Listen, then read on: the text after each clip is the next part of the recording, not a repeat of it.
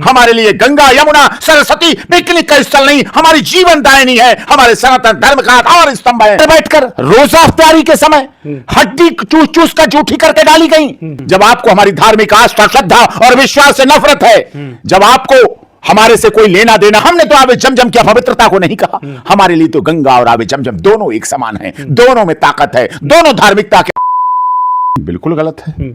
गंगा पवित्र मोक्षदायिनी पापनाशिनी भागीरथी गंगे हैं। वाराणसी का महत्व ही गंगा की वजह से है। राजा महाराजाओं ने वहां निवास किया, किले बनाए, घाट बनाए, और जीवन की पवित्रता अगर बात करें तो कोई देश का ऐसा प्रधानमंत्री नहीं रहा, पंडित जवाहरलाल नेहरू से लेके पीवी नरसिम्हा राव, इंद्र कुमार गुजराल, अटल बिहारी वाजपेयी जी, इंदिरा गांधी जी, राजीव गांधी जी, नरसिम्हा राव जी, जिसकी अंतिम इच्छा ना होती हो कि उसका विसर्जन अस्थियों का वाराणसी के पवित्र घाट पर हो, ये इच्छा रहती है हर व्यक्ति की, राजा रंक फकीर की। और ऐसी जीवनदायिनी पवित्र मोक्षदायिनी मां गंगा में, मां सनातन धर्म को मानने वाला, वाराणसी का रहने वाला, जब उसके रिश्तेदार आते हैं वाराणसी में, कहते चाचा, भैया, ताऊ, मामा, नाना, काका, चलो गंगा स्नान करते हैं, तो वो कहते पहले घर पे नहा लो, फिर गंगा मैया में स्नान करेंगे जाके। सोचिए आप, कितनी बड़ी पवित्रता है, कितनी बड़ी महानता है, कितनी बड़ी समरसता है गंगा में। और उस गंगा में रमजान जैसे पवित्र महीने में नाव पर बैठकर रोजा इफ्तारी के समय हड्डी चूस चूस कर जूठी करके डाली गई, हड्डियां डाली गई।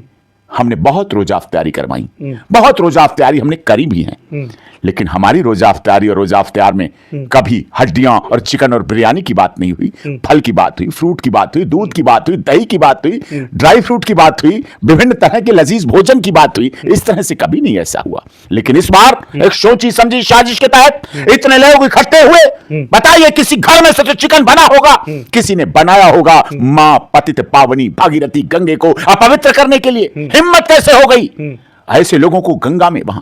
और ये तो धन्यवाद करता हूं कि एफआईआर हुई, 14 लोग अरेस्ट हुए, जेल भेजे गए। अरे ऐसे जेल भेजने वालों को तो उससे पहले उसी गंगा में डुबो देना चाहिए था, तब उनकी पता चलती पवित्रता और अपवित्रता। ये लोग जो रमजान के महीने में गंगा में हड्डी डालने गए, जब हज पर जाते हैं, सऊदी अरब और मक्का मदीना जाते हैं, तो जैसा हमारा गंगा जल है वैसे ही आबे जमजम भी है। सेम है आबे जमजम और गंगा जल। हमने तो आबे जमजम में अपवित्र नहीं कहा, हमने तो आबे जमजम की अपवित्रता को नहीं कहा। हमारे लिए तो गंगा और आबे जमजम दोनों एक समान हैं, दोनों में ताकत है, दोनों धार्मिकता के आधार पर मजबूत है। लेकिन उनका सही है नियम कि वो हज में हिंदुओं को एंट्री नहीं देते हैं, हिंदू वहां एंट्री नहीं करते हैं। और हम वाराणसी में सर्वजन हिताय सर्वजन सुखाय, बहुजन हिताय बहुजन सुखाय, वसुधैव कुटुंबकम का नारा लगाते रहते हैं और मां गंगा में हड्डियों को डलवाते रहते हैं। हरिद्वार में भी कई मुस्लिम, वहां पे बताया गया कि हरिद्वार में बैन कर दिया गया है गैर हिंदुओं का। हरिद्वार में भी और चारों धामों पे, चारों धामों पे भी मुस्लिम की एंट्री बैन की गई है। और ये आवश्यक है, जरूरत है। जब आपको हमारी धार्मिक आस्था, श्रद्धा और विश्वास से नफरत है, जब आपको हमारे से कोई लेना देना और कोई संबंध नहीं है, तो फिर किस लिए, फिर किस लिए, क्यों ऐसा हो रहा है? उस पर बैन लगना चाहिए और बैन होना चाहिए और पूरी तरह से बैन रहना चाहिए। और वाराणसी में भी बैन होना चाहिए, मथुरा, वृंदावन, काशी में भी बैन होना चाहिए। मौलाना कह रहे हैं कि उसमें कितने नाले गिर रहे हैं, बहुत सारी चीजें ऐसे अभी हमारे जो मथुरा कृष्ण जन्मभूमि में याचिका करता है परम पूज्य संत दिनेश फलाहारी जी, परम पूज्य संत दिनेश फलाहारी जी नंगे पैर रहते हैं, फलाहार करते हैं और कृष्ण जन्मभूमि में हमारे इलाहाबाद हाईकोर्ट में याचिका करता है। उन्होंने भी होली के लिए कहा था कि होली पे मुस्लिमों का प्रवेश वर्जित किया जाए वृंदावन में। अपवित्रता आती है, कहीं भी कोई धार्मिक संकट इस तरह से पैदा हो जाता है, और वाराणसी में आपने देख ही लिया इस तरह से। उनके लिए गंगा पिकनिक का स्थल हो सकता है, हमारे लिए गंगा यमुना सरस्वती पिकनिक का स्थल नहीं, हमारी जीवन दायिनी है, हमारे सनातन धर्म का आधार स्तंभ है। और सुप्रीम कोर्ट में भी लिखा है, यतो धर्मस्ततो जय, जहां धर्म है वहां जीत है। इसका मतलब धर्म का क्या अर्थ है? यदा यदा ही धर्मस्य, ये गीता है, ये पवित्र गीता है, इसमें लिखा है यदा यदा ही धर्मस्य ग्लानिर्भवति भारत अभ्युत्थानम धर्मस्य तदात्मानं सृजाम्यहम् परित्राणाय साधूनां विनाशाय चतुष्कृतम्। ये वाराणसी में विनाशाय चतुष्कृतम्, इनको विनाश होना चाहिए। परित्राणाय साधूनां विनाशाय चतुष्कृतम् संभवामि युगे युगे। मैंने बचपन में मेरी माता ने कविता याद कराई थी। कविता का अर्थ था फूल की इच्छा।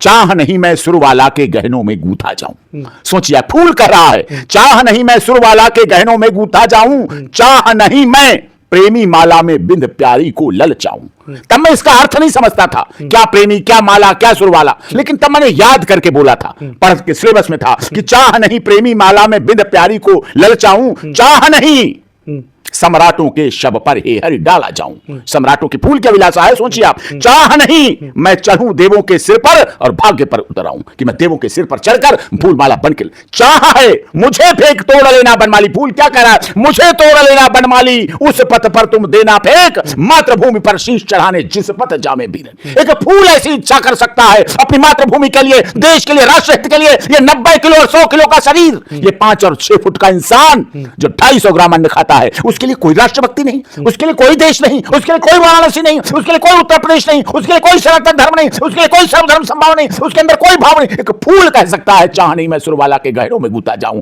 मुझे तोड़ लेना बनमाली, उस पथ पर फेंक देना तुम फेंक जिस पर जावे वीर अनेक। हमारे देश की शहादत, क्या शहीद अशफाकुल्लाह खां आज जिंदा होते, क्या डॉक्टर एपीजे कलाम आज जिंदा होते, क्या रजिया सुल्ताना आज जिंदा होती, क्या खान अब्दुल खान गफ्फार खान जिंदा होते, क्या अब्दुल हमीद जिंदा होते, ये पसंद करते। क्या वाराणसी के बहुत बड़े गायक बिस्मिल्लाह जी अगर जिंदा होते, तो बिस्मिल्लाह जी ने तो वाराणसी की और ही रचना की थी। कितना उन्हें दुख होता कि हमारी वाराणसी, हमारी गंगा को इतना पवित्र करने वाले वो कौन लोग हैं, वो कौन इस्लाम को मानने वाले हैं। ये इस्लाम नहीं हो सकता।